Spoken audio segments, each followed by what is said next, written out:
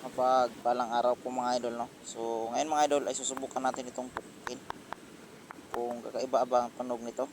So ito yung kadalasang merong laman mga idol, no, o item holder. So kung napapansin nyo, ito yung marker niya sa taas, napakaganda.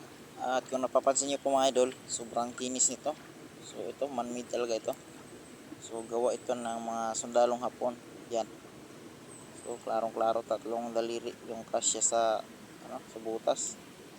So ito yung mga kadalasang mayroong lagay na giveaways, deposit mga idol, no? So ito.